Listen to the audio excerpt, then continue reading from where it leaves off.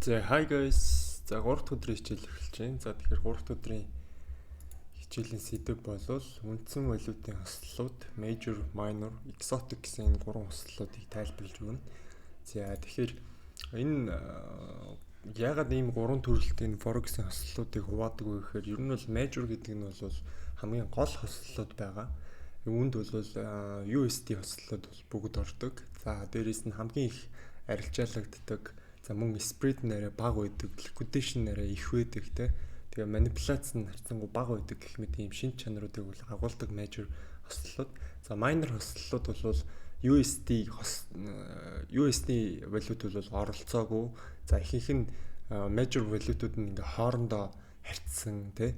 За тэгээд spread нь бол мэдээж энэ major-оос бол хамаагүй өндөр байдаг. За тэгээд зарим үед бол ийм их liquidation гинт орж ирэх юм магадaltaй ийм пэрүүдийг оруулдаг. За тэгэхээр exotic пэрүүд нь бол ерөөхдөө нэг энгийнээр хэлэх юм бол хөгжиж буй орнуудын валют гэх юм уу.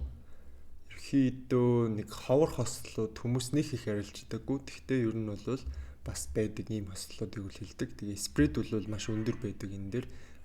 Эсрэгээр liquidation бол харьцангуй бага байдаг. Яг тэгэхээр хүмүүс ховор ашигладаг учраас liquidation айгүй бага байна. За тэгээд нэг slippage gap үүсэх юм асуудлууд маш их байдаг. Тэгээ manipulation бас айгүй их байдаг.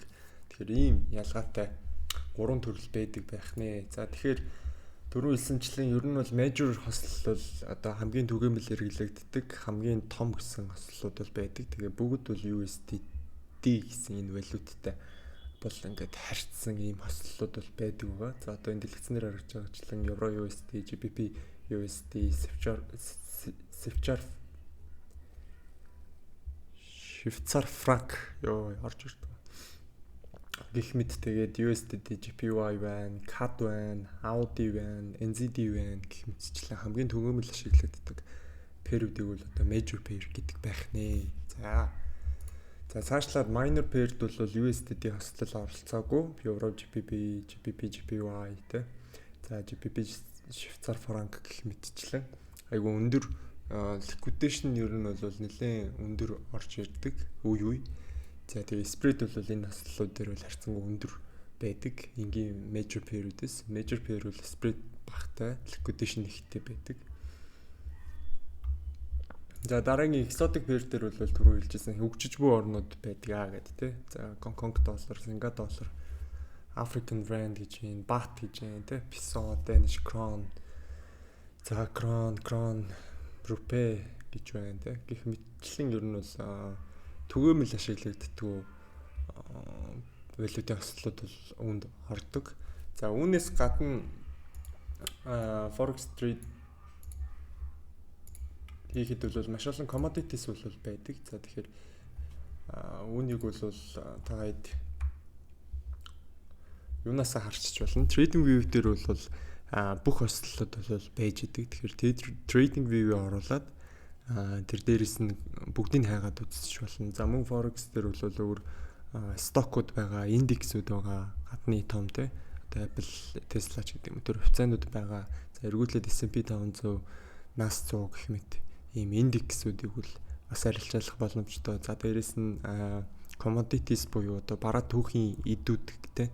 Одоо шоколадны орц какаоч гэдэг юм уу те. За эсвэл алт сэлвэр өөрөд юу гэдэг ойл, crude oil гэдэг одоо нэг газрын тостой. Гэх мэтчлэн ер нь дэлхий дээр байж болох бүхий л түүхийн идэвний үнийг бол энэ зах зээл дээр бол өөрөөдөө тогтоосон байдаг. Тэгэхээр та бүхэн өөрсдийнхөө одоо нөгөө салбартаа уялдуулаад гэх юм уу те.